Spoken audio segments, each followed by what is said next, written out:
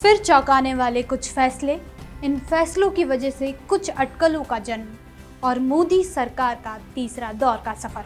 लगातार तीसरी बार प्रधानमंत्री पद की नरेंद्र मोदी ने शपथ ली तो देश के प्रथम प्रधानमंत्री जवाहरलाल नेहरू की बराबरी का इतिहास रच दिया। नरेंद्र मोदी के साथ 71 मंत्रियों ने पद और गोपनीयता की शपथ ली, जिसमें 30 कैबिनेट मंत्री, 5 स्वतंत्र प्रभार और 36 राज्य मंत्री रहे।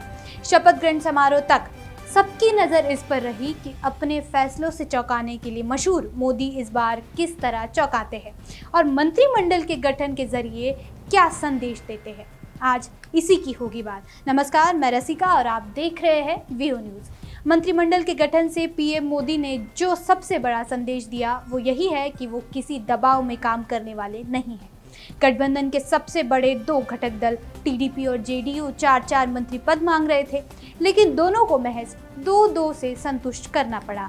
इसी तरह चिराग पासवान की एलजेपी को केवल 1 मंत्री पद मिला, यानी चली तो केवल बीजेपी की, और फैसला वही हुआ जो प्रधानमंत्री ने चाहा।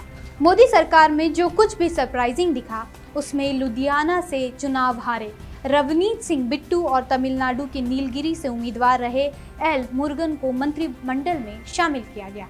इसके अलावा दिल्ली से हर्ष मल्होत्रा, बिहार से सतीश दुबे, झारखंड से संजय सेठ, यूपी से कमलेश पासवान, आंध्र प्रदेश से श्रीनिवास, छत्तीसगढ़ से तोखन साहू, मध्य प्रदेश की सावित्री ठाकुर और राजस्थान से भागीरथ चौधरी रहे, जिन्हें एक दिन पहले तक शायद इसका अंदाजा ही नहीं था। बड़े बदलावों के लिए मशहूर नरेंद्र मोदी ने जिस तरह बड़े बदलावों से परहेज किया, वो भी नई सरकार का बड़ा बदलाव वाला संदेश रहा। पुरानी टीम के अनुराग ठाकुर, स्मृति ईरानी, राजीव चंद्रशेखर और पुरुषोत्तम रूपाला जैसे नेताओं को भले ही जगह ना मिली हो, लेकिन ज्यादातर पुराने दिग्गज नई सरकार में दिखे। इनमें से सीसीएस में शामिल चारों चेहरे अमित शाह, राजनाथ सिंह, निर्मला सीतारमण और एस जयशंकर है। इस बार पिछली सरकार के 19 मंत्रियों को रिपीट किया गया, जबकि बीते 10 सालों के 14 मंत्री तीसरे टर्म में भी दिखे। प्रधानमंत्री ने पहले ही दिन 71 मंत्रियों को शपथ दिलाकर ये भी साफ कर दिया है कि डे 1 से ही उनकी सरकार धार और रफ्तार से चलेगी और निकट भविष्य में मंत्रिमंडल का विस्तार नहीं होगा। चूंकि केंद्रीय मंत्रिमंडल में अधिकतम 81 मंत्री ही हो सकते हैं, इसलिए नरेंद्र मोदी ने इसके जरिए 2 खास संदेश दे डाले। पहला कि अब निकट भविष्य में कोई मंत्री बनने की हसरत ना पाले, और दूसरा ये कि जिन्हें जो जिम्मा मिला है उसमें वो देश की उम्मीदों पर खरा उतरे। ऐसा नहीं होने पर उनकी जगह किसी नए मंत्री को दी जा सकती है। इसके अलावा इस मंत्रिमंडल के जरिए प्रधानमंत्री मोदी के पार्टी संगठन में जल्द बदलाव का भी संदेश दे दिया है।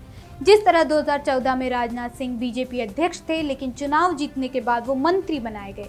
जिस तरह 2019 में अमित शाह बीजेपी अध्यक्ष थे और चुनाव में जीतने के बाद मंत्री बनाए गए, उसी तरह इस बार यानी 2024 में जेपी नड्डा को कैबिनेट में जगह किसी और को पार्टी अध्यक्ष बनाना तय है। अब सवाल ये उठता है कि पार्टी अध्यक्ष जैसा अहम ओहदा किसे मिलता है। वैसे तो अनुराग ठाकुर के नाम के कयास लगाए जा रहे हैं, लेकिन ज्यादातर जानकारों का ये मत है कि अनुराग के लिए अभी दिल्ली दूर है।